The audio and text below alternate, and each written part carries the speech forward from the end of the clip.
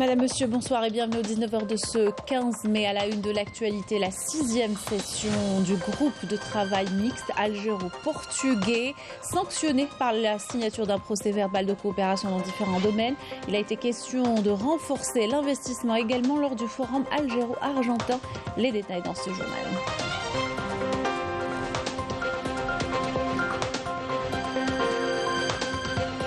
Les Palestiniens commémorent le 75e anniversaire de la Nakba dans un contexte de montée des violences de l'occupation. L'anniversaire est commémoré pour la première fois au siège de l'ONU à New York.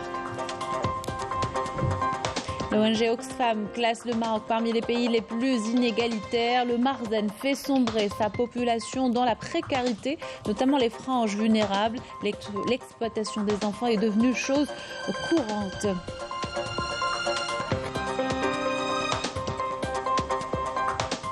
Du tourisme à Guelma dans cette édition, les vestiges de la période romaine et byzantine, entre autres témoins de la richesse culturelle et historique de la région, attirent de nombreux visiteurs. Bienvenue à tous, heureuse de vous retrouver. Je vous le disais en titre, partenariat algéro-portugais. Le Premier ministre Ayman Ben Abdelrahman a reçu aujourd'hui le ministre de l'économie et des affaires maritimes portugais, António Costa Silva, qui effectue une visite de travail en Algérie. La rencontre a permis aux deux parties de passer en revue les relations bilatérales et les voies et moyens de les développer à la lumière des résultats de la 6e session du groupe de travail mixte de coopération économique algéro-portugais. Et puis signature d'un procès verbal de coopération dans différents domaines entre l'Algérie et le Portugal, c'était ce matin lors de la 6e session du groupe de travail mixte. Les secteurs concernés sont entre autres la pêche, les start-up, la métallurgie, l'exploration et les énergies renouvelables. Yannis Saïd Belkacem. Le ministre de l'Industrie et de la Production pharmaceutique et le ministre portugais de l'Économie et des Affaires maritimes ont coprésidé cette session du groupe de travail algéro-portugais, durant laquelle Ali Aoun a rappelé l'engagement de l'Algérie à donner un nouveau souffle aux relations économiques bilatérales dans un cadre mutuellement bénéfique. Il a plaidé en faveur de l'identification des axes pouvant mener vers la concrétisation d'actions de coopération fructueuses. La signature d'un procès verbal s'inscrit dans le cadre de la redynamisation de la coopération algéro-portugaise. Nous allons également suivre de près les commissions sectorielles dans les domaines de la pêche, des TIC et des start-up et de la numérisation. Le ministre portugais a souligné quant à lui la pertinence des échanges lors de cette réunion, notamment en amont du forum d'affaires algéro-portugais qui sera organisé prochainement à Lisbonne, considérant l'Algérie comme un partenaire clé crédible dans un monde de plus en plus incertain au niveau économique et géopolitique. Costa Silva a affirmé la volonté de son pays à quintupler les investissements de son pays en Algérie durant les 5 prochaines années. L'Algérie a un gros projet d'intégrer des énergies renouvelables dans le réseau de la production d'électricité, le 15 gigawatts, et on va coopérer aussi dans ce domaine parce que nous avons quelques expériences pour l'intégration d'énergie renouvelable dans la grille d'électricité du pays. Les deux pays peuvent contribuer non seulement pour établir une bonne relation dans la Méditerranée et travailler pour un Méditerranée stable, parce que si on a un Méditerranée stable, il y a stabilité dans l'Afrique, dans l'Europe et aussi au Moyen-Orient, et ça c'est un cible aussi qu'on va atteindre. De cette réunion, plusieurs responsables de différents départements ministériels étaient présents pour explorer avec leur homologue portugais les possibilités de partenariat et les opportunités de coopération offertes aux deux parties. Le ministre des Affaires étrangères et de la communauté nationale à l'étranger est arrivé cet après-midi en Arabie Saoudite pour une visite officielle dans le cadre du renforcement des relations de fraternité et de coopération entre les deux pays. Ahmed Attaf présidera avec son homologue saoudien, le prince Faisal Ben Farhan Abdallah Al Saoud, les travaux de la 4e session de la commission de consultation politique algéro-saoudienne, un mécanisme mis en place dans le but d'accélérer la cadence des consultations et de la coordination entre les deux pays frères autour des questions d'intérêt commun. Il est prévue à l'occasion la signature d'un accord bilatéral pour la création du Haut Conseil de coopération algéro-saoudien. Le ministre des Affaires étrangères participera également aux réunions ministérielles préparatoires du 32e sommet arabe qui se tiendra le 19 mai prochain. Signature d'un accord cadre entre le ministre des Transports Youssef Sherfa et son homologue camerounais Jean-Ernest Massenan-Galé. L'accord touche les transports mais aussi la météorologie et vise à consolider la coopération, notamment pour ce qui est de la recherche et la formation. Yamina Saïdji pour les détails. La coopération entre l'Algérie et le Cameroun se trouve davantage renforcée à travers la signature d'un accord cadre dans le domaine des transports et de la météorologie, visant à établir un cadre de coopération entre les deux pays, en particulier dans les segments recherche, échange de connaissances et formation. La signature de l'accord cadre intervient 2 ans après la signature d'un accord entre les deux pays pour l'ouverture d'une ligne aérienne entre l'Algérie et le Cameroun et pour faire de l'aéroport international Houari Boumediene d'Alger un hub reliant les aéroports camerounais à ceux de l'Europe. De son côté, le ministre camerounais, qui conduit une importante délégation, a déclaré que sa visite en Algérie vient renforcer cette coopération dans tous les secteurs des transports. Notre venue ici aujourd'hui, la délégation camerounaise qui m'accompagne, est la matérialisation d'un vœu de nos 2 chefs d'État qui ont souhaité que la coopération qui existe depuis les années 70 avec la République sœur d'Algérie soit renforcée. Cette coopération a connu des évolutions au cours des années pour voir un début de concrétisation avec la signature en 2021 d'un accord aérien. Notre venue donc ici aujourd'hui vise à renforcer cette coopération dans tous les secteurs de transport que sont les transports aériens, maritimes, ferroviaires et routiers. Donc cet accord cadre vient donc renforcer ces liens de coopération, ces liens d'amitié entre l'Algérie et le Cameroun. Parmi les domaines de coopération de cet accord cadre figure la mise en place d'un cadre juridique pouvant renforcer les échanges entre les deux pays, notamment dans les domaines des transports aériens et maritimes, et l'encouragement de l'établissement d'une coopération entre les institutions de recherche et de formation dans le domaine des transports et de la météorologie. Coopération toujours. Air Algérie a signé à Alger un mémorandum d'entente avec son homologue mauritanienne. La cérémonie de signature a eu lieu entre les PDG des 2 compagnies en présence du ministre des Transports. Il s'agit de renforcer les liens entre les 2 entreprises dans le domaine du commerce, la formation technique, la maintenance et le ravitaillement. La Chambre de commerce et d'industrie a abrité le forum algéro-argentin. Il a été question des opportunités de coopération et des voies et moyens de renforcer l'investissement entre les 2 pays. Le forum s'est tenu en présence d'une délégation composée de 40 acteurs économiques argentins représentant différents secteurs. Yasmine Masrouti. Promouvoir l'investissement, jeter les passerelles de coopération économique pour créer de la richesse dans le cadre du principe gagnant-gagnant et insuffler une nouvelle dynamique aux relations commerciales entre l'Algérie et l'Argentine. Les participants à ce forum d'affaires ont mis en exergue l'importance d'exploiter toutes les opportunités offertes pour renforcer les contacts entre les opérateurs économiques des 2 pays et hisser la valeur des échanges commerciaux. Nous avons des accords entre les pays africains et les pays arabes, dans le décap et l'Axal. On offre plus de 50 pays pour l'Afrique, et c'est l'Algérie qui importe pour l'Afrique aussi. Donc il y a des centaines de millions de consommateurs, beaucoup de matières premières. Nous invitons aussi les opérateurs économiques argentins à investir. La promulgation de la nouvelle loi sur l'investissement et les multiples incitations qu'elle prévoit pour renforcer le partenariat et la coopération instaure un climat d'affaires stable en Algérie, permettant de booster l'investissement, de créer de la richesse et de diversifier les ressources de l'économie nationale. Cette rencontre se veut une occasion de travailler en commun et d'exploration de potentialités d'investissement pour les deux pays amis et frères. Nous comptons plus de 100 opérateurs économiques algériens intéressés qui se sont inscrits à cette manifestation. Les échanges commerciaux sont estimés à plus de 2 milliards de dollars. Ils ne représentent qu'une infime partie de ce qui pourrait être accompli entre les deux pays qui recèlent d'importantes ressources. Les participants ont également plaidé pour l'accélération de la création du Conseil d'affaires algéro-argentin qui contribuera dans une large mesure au renforcement du partenariat et de la coopération bilatérale. Ce forum d'affaires s'inscrit dans le prolongement de la tenue, en novembre 2022, de la 7e session des consultations politiques bilatérales. Ce chiffre, 13 milliards de dollars, perspective d'exportation aux hydrocarbures pour fin 2023. Une feuille de route a été mise en place par les autorités pour atteindre cet objectif. Il s'agit de soutenir la dynamique économique lancée ces dernières années.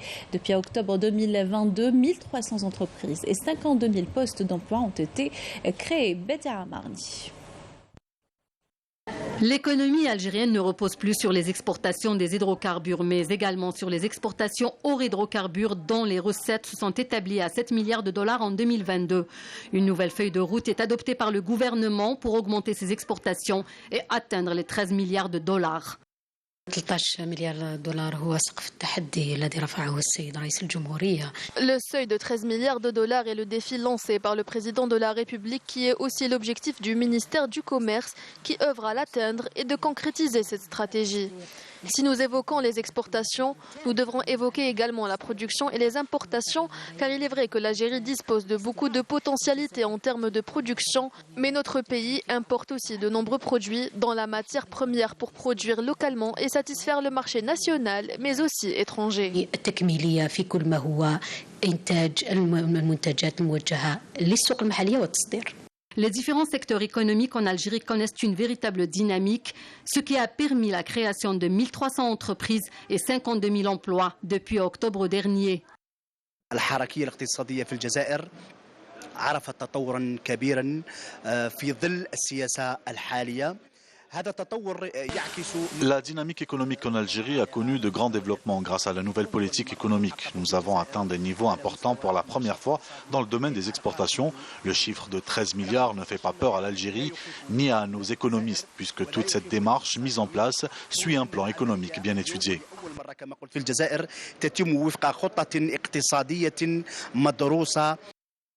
Les indicateurs économiques en Algérie sont au vert, confirmés par des institutions financières internationales. Avec ces résultats positifs, l'Algérie est aujourd'hui en mesure d'intégrer le BRICS. La délégation nigérienne de l'Institut national des études politiques et stratégiques poursuit sa visite dans le pays où elle s'est rendue ce matin à l'INESC. Ses membres ont écouté des interventions autour de l'expérience algérienne dans les domaines de l'industrie, l'énergie et la sécurité énergétique ainsi que l'environnement. Dans le cadre de sa visite en Algérie, la délégation nigérienne se rend dans plus de 40 sites répartis sur 11 wilayas afin de visiter différentes infrastructures. Faire de l'université une passerelle vers le monde économique. Orientation hier du président de la République en Conseil des ministres.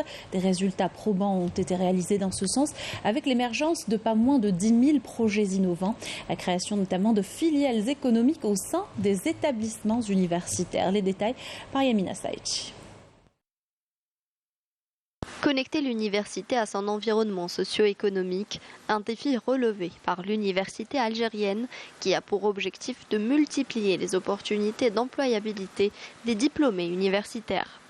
Des entreprises économiques ont été créées au sein même des institutions publiques, à l'instar des universités, dans le but de diversifier les sources de revenus au profit des institutions administratives et pédagogiques. Cela permet aussi la création d'emplois. Aujourd'hui, nous sommes parvenus à mettre en place 136 filiales d'entreprises réparties sur 144 universités sur le territoire national. Ces entreprises actives dans les services, l'innovation, la technologie ou encore l'industrie. Des bureaux d'études et des laboratoires de recherche ont été créés pour analyser les projets des enseignants, chercheurs et des étudiants, ce qui a permis à l'université algérienne de contribuer d'une manière significative au développement économique du pays. Nos entreprises accompagnent les entreprises opérant sur le marché algérien avec différents services et produits. Ces filiales d'entreprises peuvent également commercialiser les produits réalisés par des enseignants-chercheurs et des étudiants des universités algériennes. La fabrication ne se fait pas au niveau des laboratoires de recherche, mais au niveau des filiales d'entreprises. Tout le processus de fabrication est industriel. Le produit fini sera ensuite soumis à des tests sur le terrain avec des outils scientifiques pour l'inspection, entre autres des forêts, le contrôle des infrastructures industrielles ou encore des récoltes dans certaines exploitations agricoles. Le développement de la culture entrepreneuriale et de l'innovation permettra de faire de l'université un vecteur du développement économique et social du pays. De plus, la création de micro-entreprises en milieu universitaire permettra aux étudiants de bénéficier d'avantages fiscaux et de financement liés à leur nature d'activité. À l'étranger, les Palestiniens commémorent ce lundi le 75e anniversaire de la Nakba, qui a vu l'expulsion de 800 000 citoyens de leur terre par l'entité sioniste. Commémoré pour la première fois au siège de l'ONU à New York, cet anniversaire survient dans un contexte marqué par une montée extrême des violences de l'occupation, un véritable nettoyage ethnique où 145 Palestiniens sont tombés depuis le début de l'année. Fella Benouj. C'est une première au siège de l'ONU à New York. La Nakba, qui signifie grande catastrophe ou bien la tragédie, est commémorée cette année par le Comité des Nations Unies pour l'exercice des droits inaliénables du peuple palestinien. Au-delà de l'aspect historique de l'événement, ce 75e anniversaire de la Nakba est considéré quand même pas de plus contre l'entité sioniste dans un contexte marqué par une multiplication des crimes de l'occupation. La Nakba est pour les Palestiniens la création de l'entité sioniste en 1948, poussant depuis plus de 6 millions de Palestiniens à se réfugier dans des pays voisins. Mais pas que. Entre 1947 et 1949, plus de 500 villages ont été détruits, dont le plus connu est Dir Yassin, avec ses 250 habitants massacrés par l'occupation. Expulsion, exécution et meurtre de masse, voilà à quoi se résume le projet sioniste. À Gaza, sur les territoires occupés ou à l'étranger, les Palestiniens marquent cette date historique du 15 mai par des manifestations et activités à travers lesquelles ils réaffirment leur attachement aux constantes nationales, notamment l'établissement d'un État palestinien indépendant avec El-Quds comme capitale. Cette date du 15 mai est également un rappel de la souffrance collective des Palestiniens, de leur patrie ancestrale et du blocus de Gaza. Selon le représentant permanent de l'État de Palestine, Riyad Mansour, c'est l'heure d'un avis consultatif à la Cour internationale de justice, au moment où les bombardements sionistes font quotidiennement des dizaines de martyrs palestiniens. Des attaques notamment à Jenin, Naplouse et Beit Lahem. Ce 75e anniversaire est marqué également par la mort en prison du détenu palestinien Khadr Adnan au terme d'une grève de la faim de 86 jours. À l'ONU, les commémorations donneront vie à un voyage palestinien et viseront à créer une expérience immersive de la Nakba à travers la musique live, des photos, des vidéos et des témoignages personnels. Le Maroc est classé parmi les pays les plus inégalitaires au monde. Le Marzan fait sombrer sa population, notamment les enfants et les filles, dans la pauvreté. Selon l'ONG Oxfam, le travail des enfants est devenu chose courante et l'exploitation de cette catégorie vulnérable également. Yasmine Massoudi. Le Marzan continue à faire sombrer une bonne partie de sa population dans la misère et la vulnérabilité. Selon un récent rapport de l'ONG Oxfam sur le travail domestique des petites filles marocaines, le Maroc a été désigné l'un des pays les plus inégalitaires de la planète, affirmant qu'au Maroc, seuls 10% de la population possède plus de 63% de la richesse totale, tandis que 50% en possèdent moins de 5%. Cette dure réalité de la société marocaine, livrée à elle-même et surexploitée par le régime du Marzan et ses relais internes et externes, est encore plus grave puisque les premières victimes de la pauvreté et de la vulnérabilité sont bien les enfants. Durant l'année 2020-2021, le taux national d'abandon scolaire au Maroc était de 5,3% dans le secteur public, ce qui représente plus de 331 000 écoliers, un chiffre en hausse par rapport à l'année précédente, avec des disparités entre le milieu urbain et rural. Concernant le sujet principal du rapport, qui est l'exploitation des petites filles dans le travail domestique, l'ONG a noté qu'au Maroc, des milliers d'enfants, principalement des filles, et certaines dès l'âge de 8 ans, travaillent chez des particuliers en tant que domestiques. Elles proviennent généralement des zones rurales, pauvres, et sont envoyées par leurs tuteurs dans les villes, espérant leur offrir une vie meilleure, tout en les aidant financièrement. Au lieu de cela, elles sont souvent confrontées à la violence physique et verbale, à l'isolement et à un travail 7 jours sur 7 qui commence à l'aube et se poursuit jusque tard dans la nuit. Ce même document affirme que ces filles travailleuses domestiques, mal payées et presque aucune ne va à l'école, restent confrontées à des conditions de travail précaires, dangereuses ou proches de l'esclavage et sont exposées à la violence et au harcèlement, avec des risques de graves conséquences sur leur santé physique, mentale et sur leur sécurité. Et au moins 676 morts, 5000 blessés et plus de 936 000 déplacés enregistrés suite aux affrontements au Soudan. Les combats entre l'armée soudanaise et les forces de soutien rapide se poursuivaient ce lundi, en particulier à Khartoum et ses environs, et ce, malgré la signature jeudi soir d'un accord de paix par les deux parties portant sur la mise en œuvre de facilitations au profit des actions humanitaires. Les Turcs ont voté hier pour élire leur prochain président. Le président sortant Recep Tayyip Erdogan et son principal rival Kemal Kılıçdaroğlu devront s'affronter dans un deuxième tour prévu le 28 mai. Une première dans l'histoire de la Turquie qui se confirmera à la proclamation des résultats définitifs des scrutins présidentiels et législatifs. Retour dans le pays pour vous emmener en balade à Guelma. La ville moderne se confond avec la ville antique, offrant des sites de toute beauté. Les vestiges de la période romaine et byzantine, entre autres, témoins de la richesse culturelle et historique de la région. Cette dernière a accueilli de nombreux touristes algériens et étrangers. Rina Lerari. L'antique Kalama continue de drainer des touristes étrangers venus profiter de ses eaux thermales et découvrir sa beauté. Entre la visite de ses hammams, son théâtre antique et autres vestiges de l'époque romaine et byzantine, cette ville au riche passé culturel et historique a de quoi séduire ses visiteurs. L'Algérie est un très beau pays, les gens sont très accueillants, le pays a de grandes potentialités touristiques. J'ai toujours voulu visiter l'Algérie et j'ai enfin eu l'opportunité de le faire. Je suis très contente d'être ici, c'est magnifique. Le peuple algérien est très sympathique et chaleureux. La visite des hôtes de Guelma a été rendue possible grâce notamment aux facilitations de régularisation des visas au profit des touristes étrangers en séjour dans le pays par le biais d'agences de voyage. La wilaya de Guelma connaît l'arrivée d'un grand nombre de touristes étrangers avec en moyenne 3 groupes chaque mois.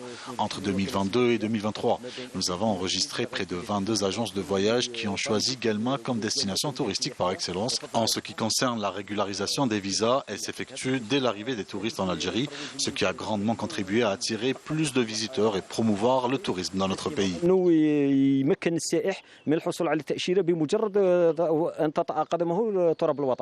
Les facilitations d'octroi de visas aux étrangers aident à drainer un nombre croissant de touristes, participant grandement à promouvoir la destination Algérie. Voilà qui termine notre journal. Merci de l'avoir suivi et excellente soirée sur Canal Algérie.